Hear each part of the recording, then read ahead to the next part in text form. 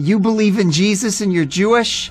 If you knew biblical Hebrew, if you only knew the Hebrew Bible, if you could read it in the original language, then you would know that Jesus can't be the Messiah. And that was something I took as a deep challenge. And then my investigation went from a bachelor's degree to a master's degree to a PhD to the beginning of a second PhD. And the more that I studied the Hebrew Bible, the more I studied how the New Testament is reading the Old Testament, the more I realized that Jesus is the Messiah.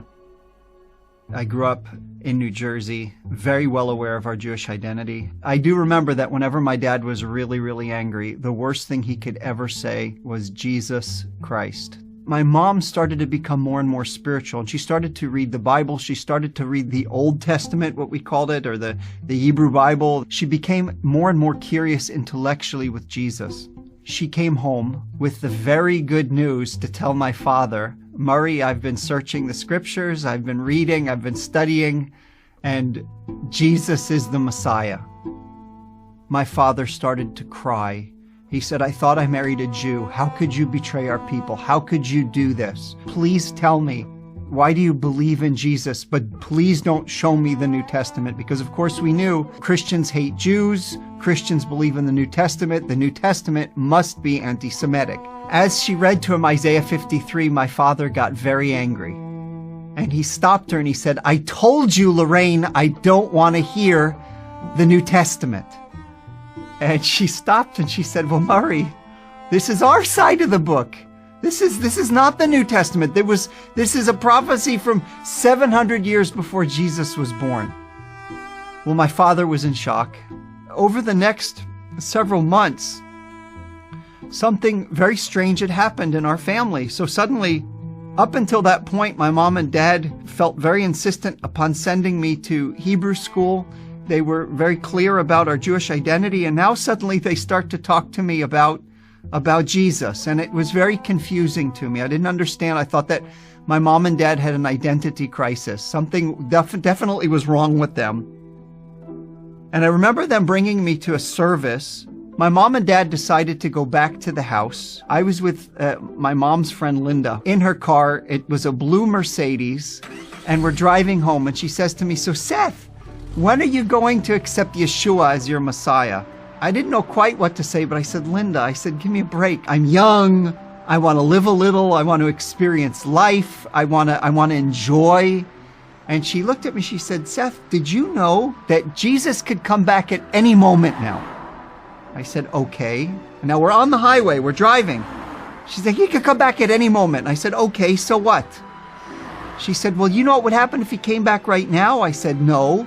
I would be taken up and I'd be with Jesus forever.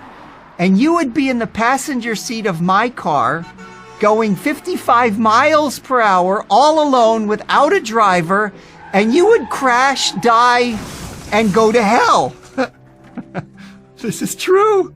Jesus, don't come back. Jesus, don't come back. Jesus, don't come back. I was bleeding. Don't come back.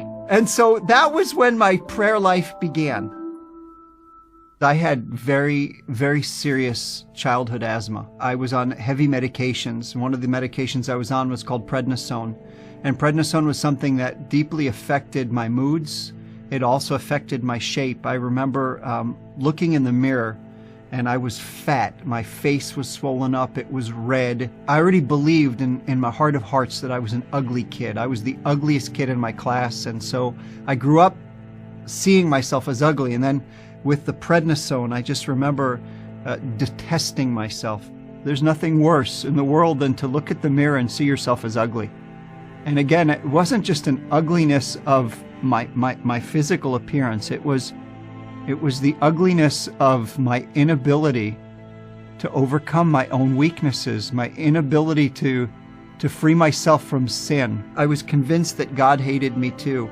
And I started to see that I was ugly in God's eyes. And so I went through this never-ending cycle of praying.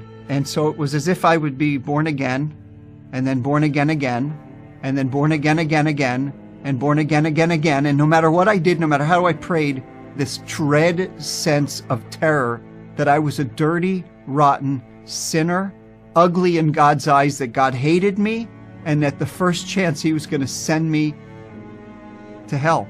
and it really scared me, and I had no hope. Several years later, I found myself in this service, and the speaker, he was a pastor, and for whatever reason, he kept looking my way.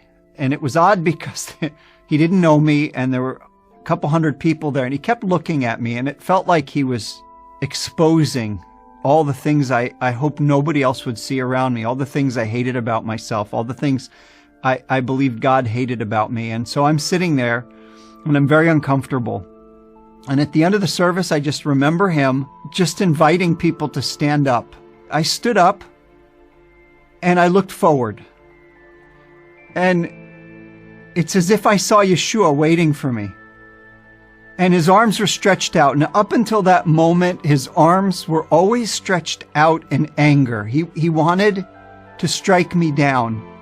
But this time, for the first time, his arms were open. And all he wanted to do was to hug me. All he wanted to do was embrace me. And it was as if I heard, I did this for you. These scars are for you. These wounds are for you. Of course I love you. Of course I accept you. I came for sinners. And I guess it was the first time that I recognized that Yeshua loves sinners. And I think for the first time in my life, I no longer saw myself as ugly. I no longer believed that lie that I was ugly in God's eyes.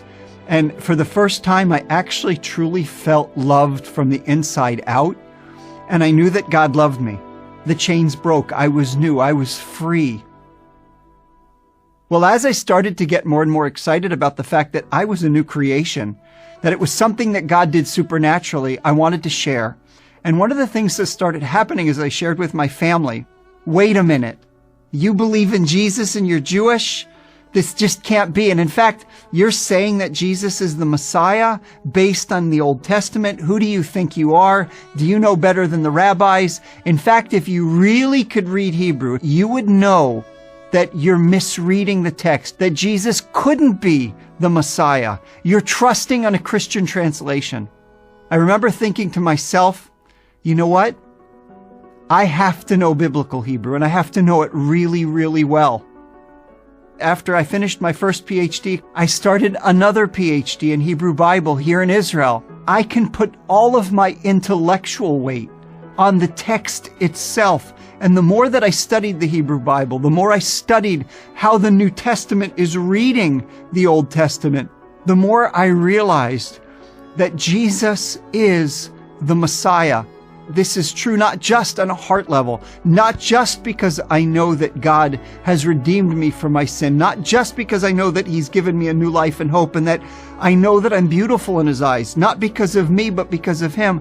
But there's the other side of it, and it's the head side of it, that God calls us as a people to search the Scriptures, to study, to see if in fact Jesus is the Messiah. And I'm convinced with all my heart, to the extent that I've studied all these years, that to understand Moses, to understand the prophets, to understand the writings is, in fact, to see Yeshua, the greatest Jew who ever lived, the Savior of our people and the Savior of the world.